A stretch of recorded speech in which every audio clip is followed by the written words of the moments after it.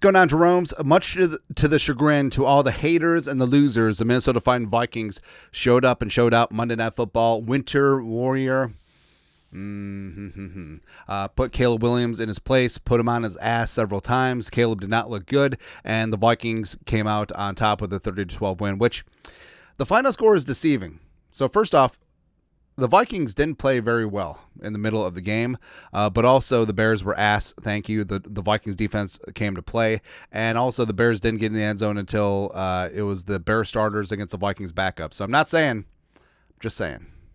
Right. Also, the game had a lot of emotion, a lot of tributes to Randy Moss as he's fighting his cancer diagnosis. He's going to whip cancer's ass just like the Vikings kicked the Bears' ass. It's going to be great. Jake Reed, Chris Carter pregame, Justin friggin' Jefferson with the "We Love You, Randy" tribute after his first touchdown. Could have had 2 touchdowns. But, Aaron Jones continues his ownership of the Bears and also with Spider-Man. It was good. So we got the winners and losers from the game. Winner number 1, Randy Moss. Just the love and support that Randy has gotten from the fans, from the players, from everyone. You know that he's going to do great things with the Let's Moss Cancer movement, and also he's going to dominate his own battle. He's going to do great. Winner number 2, Aaron Jones. He owns the Bears. 106 total yards from scrimmage. A big-time 3rd and 17 conversion on he ran a receiver route. Also punched one in for the touchdown behind Brian O'Neill, who was a stud today as well. Jonathan Grenard got the party started with that strip sack, and just it's really hard to bring down a mobile quarterback. Plus, I'll say a lot of Caleb Williams scrambles do not help the offensive line at all. Like when Caleb moves around, he becomes a magnet for holding. That's just what happens, man. But Grenard, he is the fastest edge in the game. 6 tackles as well. Brian O'Neill had that knee dinged up, came back with a huge brace in the second half. Just a warrior. Just an absolute stud out there. Parted the Red Sea on the Aaron Jones touchdown. He and Trent Sherfield had a great block out there. And O'Neill is good to go. All right. Also, so when the game was in the balance, or when the game was in the bag, garbage time, Brian O'Neill was still out there. So I hope that's a good sign moving forward, but we'll see. A short week before Seattle. Justin friggin' Jefferson, so 7 catches for 73 and the touchdown. Could have had 2 touchdowns. Yeah, but he made a couple of plays where he came back to the ball on the sideline against Jalen Johnson.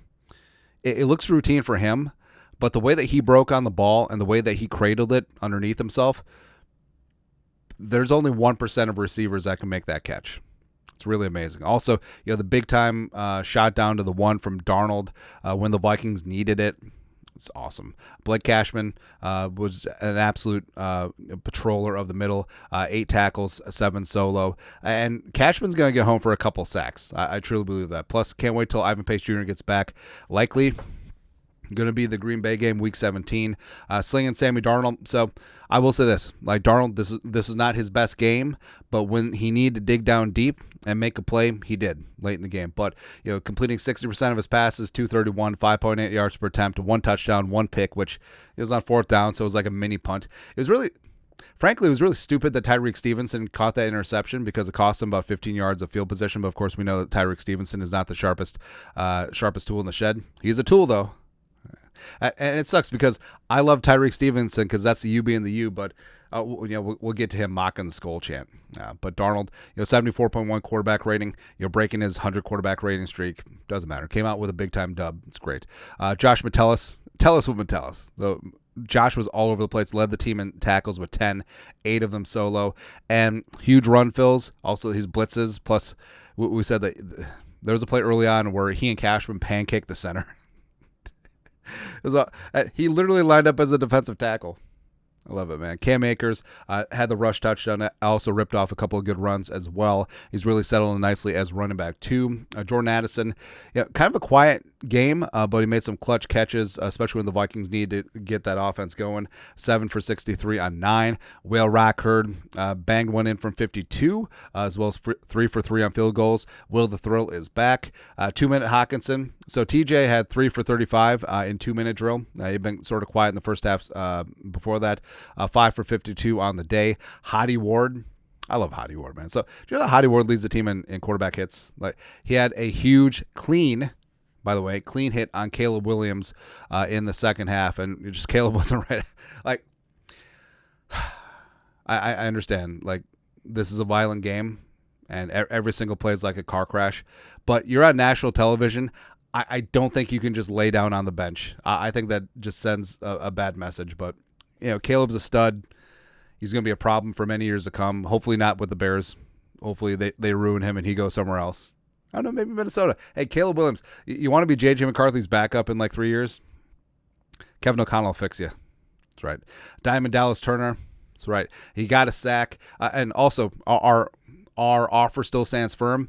If Turner this season gets a sack and does the diamond cutter, we will donate $1,000 to Diamond Dallas Turner's preferred charity.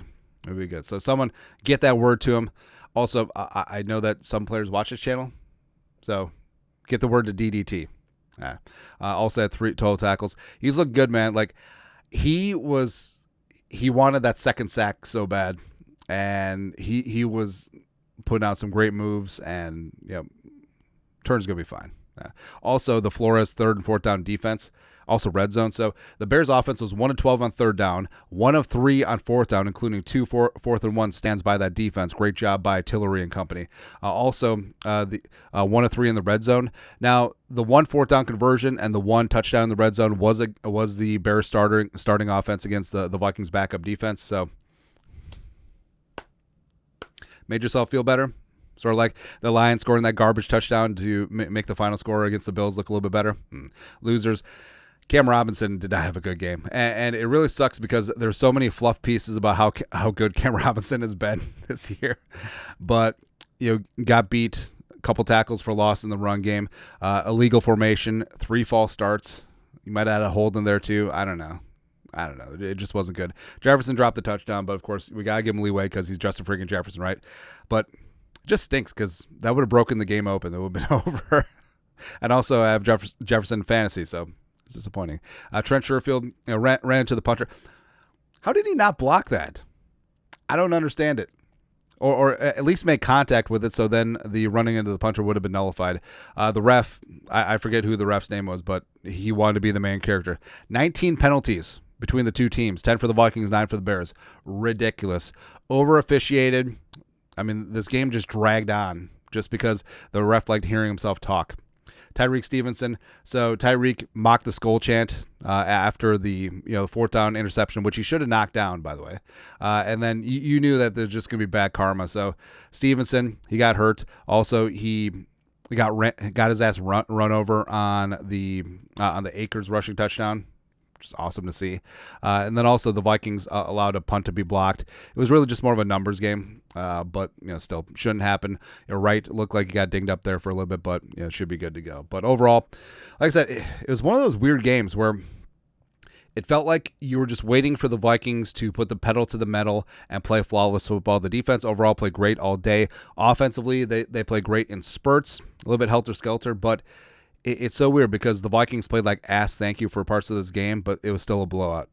And that's how good this team is and how good this team can be right now. Hey, Lions, objects in your mirror are closer than they appear. Vikings matching the Lions at 12-2. Yes, the Lions have one up in the head-to-head, but of course that doesn't matter since we play the Lions Week 18. And now the Vikings control their own destiny. If they win out the last 3 games, at Seattle, minus Geno likely, at home against the Packers, loud and proud, US Bank Stadium, game after Christmas, let's go. Go into Detroit against that suspect defense and take care of business. Guess what? The Vikings win the North as well as likely have the 1 seed pending on tiebreakers with Philly, although Philly's going to lose to the Commies this Sunday, so it doesn't matter. All right, so now, not bad for a rebuilding year. Not bad for a team that was picked to finish last in the NFC North. Not bad for a team that ESPN Analytics said was going to end up with the number 1 overall pick. Woo! Feels good, man. Hey, why not us? Why not us? Because we're playing the season in honor of Kyrie, and now we're playing it in honor of Randy Moss. Let's go whoop some ass. Let's go whoop some ass. Hoist that Jerome Barty for the first time 12 times in the next 10 years. Let's go. Let's go, man. Your thoughts are thoughts. Winners and losers from Vikings 30, Bears 12. Let us know your thoughts, our thoughts, comment section. You guys are the best. You know what to do. Skull, production value.